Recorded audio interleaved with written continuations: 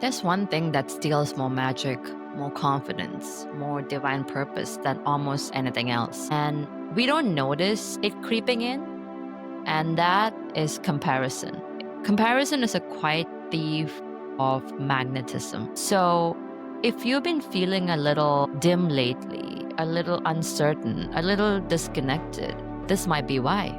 And I kind of want to get into it, not from a place of judgment, but from clarity, healing, and realignment, because we've all been there at some point of life. And one of the fastest ways you begin to lose your magnetism, your aura, your pull is the moment you start comparing yourself to somebody else, because comparison is in neutral energy.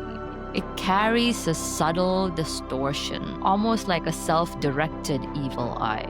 You cause it on yourself, basically. It's telling your soul, your spirit, that you are not good enough. Who they are is better, and your path should look like theirs. And today's world does not make that easy either, because everything is so accessible. Anyone you want to look into, it's just out there. And it's very easy to get trapped in that cycle. And when you feed that energy over and over again, it creates a void, an emptiness, a soft hidden emptiness within you.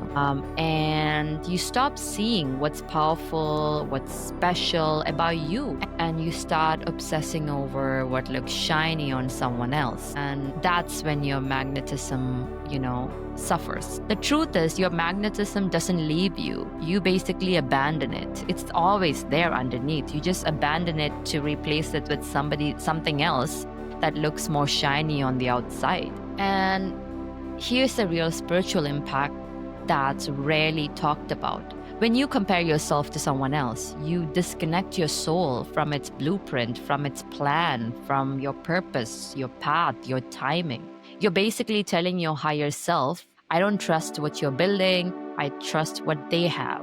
Because on the outside, you might look at them and you don't know what's going on in somebody's life. You look from the outside and it might look perfect, right? So when you look at something that looks perfect, I'm like, oh my God, they might have everything perfectly laid out, and you want that. And that takes away from your story that you're building. And nothing dims your life faster than mistrusting your own becoming. Like, you have to trust yourself. It might not look perfect all the time, but you're also not seeing everybody else's life. It doesn't look perfect all the time, but they only talk about, or they only show the perfect bits of their life, And the irony of it is that comparison doesn't make you better. It makes you smaller in a way. It makes you play safe. It makes you follow trends instead of intuition. It makes you mimic instead of create. Comparison turns your destiny into a diluted copy of someone else's life, if that makes sense, whoever you're comparing yourself to. When you do it from your intuition, from your own intuition, that's when the best kind of products or the best kind of end results gets created, when you listen to yourself. And let's think about the people you often compare yourself to. They might be the people you admire, love, envy, or quietly resent. Might be friends, people online, co-workers, even strangers whose life you basically know nothing about. And here's the twist. Most of the time, the comparisons has nothing to do with them. It's a mirror of the part of you that hasn't been activated yet. So you basically see something in them that you already have in you, but you are choosing a path that's somebody else's that might not even align to your own path. Everybody is a unique creation, and your plan towards something might look totally different and even better than somebody else's who you're trying to compare yourself or you're trying to replicate, The universe shows you someone ahead not to make you jealous, but to show you what's available for you too. But the right response is never envy, and it's never competition. It's usually blessing.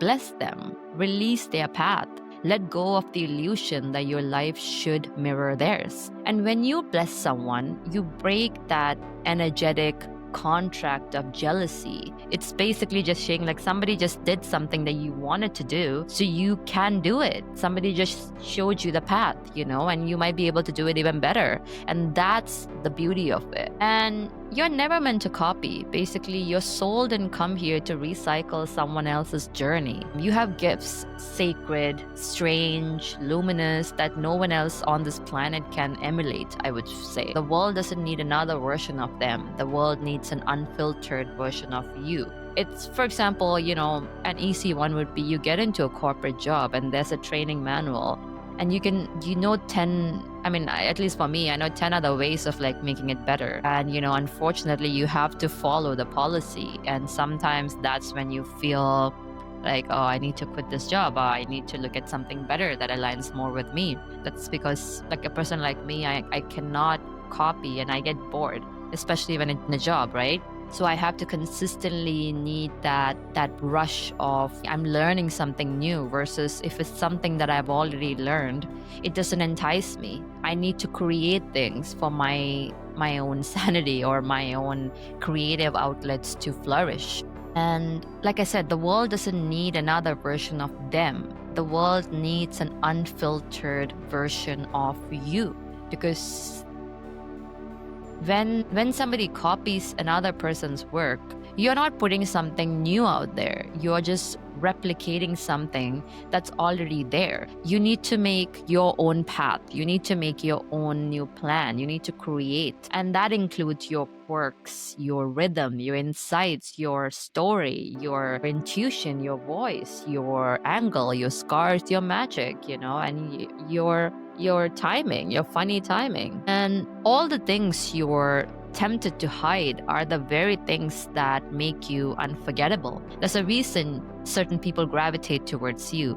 That's because there's something unique in you that cannot be replicated, or even if it's replicated, it's not real. Comparison tries to sand down your edges, basically. That's the best way I could do. But your edges are your brilliance. Your edges are who you are. So after all this talk, let's get down to how do you reclaim your magnetism? Here's the simple but powerful shift. Go inwards, talk to your higher self, let your soul speak, ask it, what makes me different? What makes me valuable? What is mine and just mine? And listen to the answers that arise in the silence. It might not come to you all of a sudden, it might come to you bit by bit, but it always comes to you.